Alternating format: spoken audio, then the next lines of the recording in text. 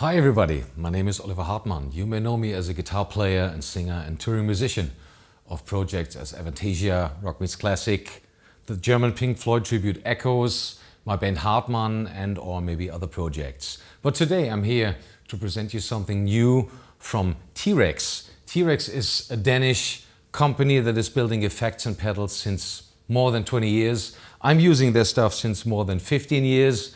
They're doing really great stuff, and I always have 2 or 3 of their pedals on my board in constant use. So let me start like this.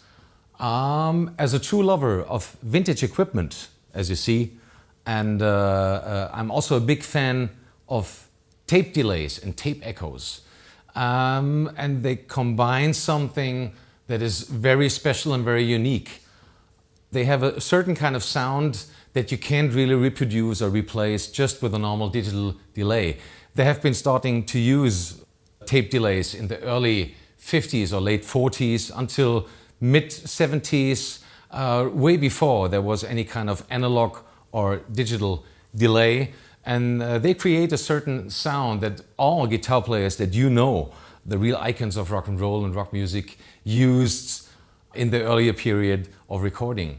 And these tape delays have something very special due to several reasons. One reason is that you have a very special saturation and compression in the sound combined with the frequency response of a tape that adds a special kind of warmth and depth to your sound. The other really important reason is that due to the, let's say, a little bit unstable running motors of these old tape machines, the whole delay signal always varies a little bit and changes a little bit in pitch, so that your delay signal is sometimes a little bit too high, a little bit too low, and this adds some kind of, let's say, very light chorus effect in the end of your signal, which makes your whole guitar signal, your whole guitar sound, way more musical than a normal digital delay and more alive. There is just one big problem with these old tape machines. I mean, if you get a good serviced one in a great working condition, you're a lucky man. If not, take your hands off, because they're not really reliable. They are old, they're heavy, they're big. You can't take them on tour unless you're maybe a rock star with a crew of 10 technicians working for you constantly all the time. So they're pretty noisy. It's not a good idea to really use them in a live situation. And that's the point where I get back to T-Rex, because they did something that is, as I think, quite revolutionary. They did the so-called Replicator D'Luxe. And this is a true analog tape echo combined with the technologies and the possibilities of today. Let me show you first the controls on the backside. As you see, you have the normal in and out with a normal jack, which allows you to use it either in the effects loop of your amplifier, or if you really want these kind of vintage dirty sounds, you can also put it in front of your amplifier. I would always recommend to use it in the effects loop, because you simply get the better sound and more possibilities. Then we'll have the input level here, next control, that is called the saturation, which controls the input level of the delay and of course also the saturation and compression of the tape. I would recommend to dial it in pretty high, so you really get the typical tape sound. Then we have a kill dry switch. This one allows you to mute the original signal in case you want to use it in special setups where you only want to have the delay, or in case you want to record it in the studio, just the delay. Then we have the power connection here. This comes with an external power supply that is running from 90 volts up to 240 volts and comes with different adapters that are working for all kinds of power sockets. You can really use this pedal all over this beautiful planet. Very nice.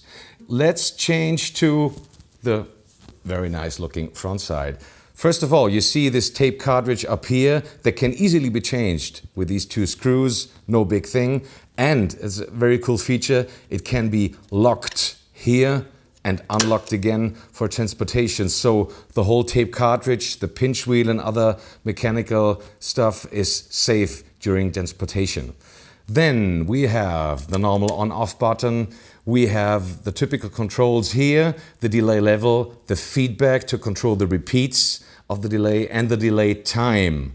The delay time can be controlled manually here with that control, or, and that's a really cool feature, you don't have it on any kind of these old tape machines, you have a tap tempo switch. Really cool, so you can tap the tempo of the song or the tempo you need.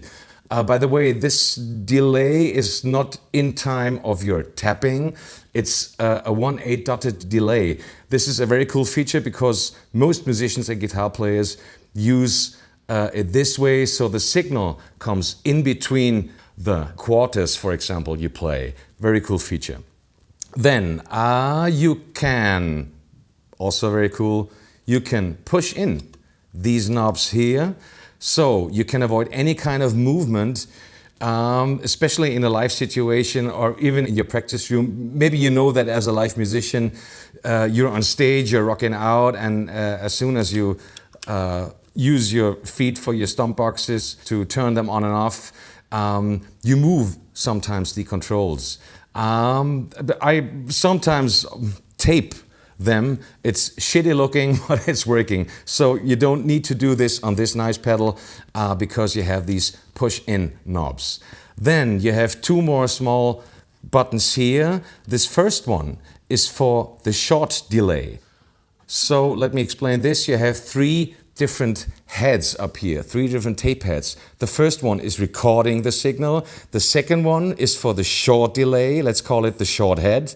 And the third one is for the long delay. Let's call it the long head. And you can either use them separately here, using the short one or the long one, or you can also combine them with a very nice side effect, because then when you use the long delay, the short delay lowers the volume a little bit, so you get not this typical decreasing sound of a delay, you get something that is going a little bit up and down. Very nice feature, very cool. Okay, so there are two more important things to mention about this pedal. As you can see, it comes in a very small box, it's very light, so it's perfectly working for all kinds of effect boards in live situations, in your tour setup. I guess there always should be some space for a pedal like this because it's really great sounding. Both delays, the long and the short delay, they sound different.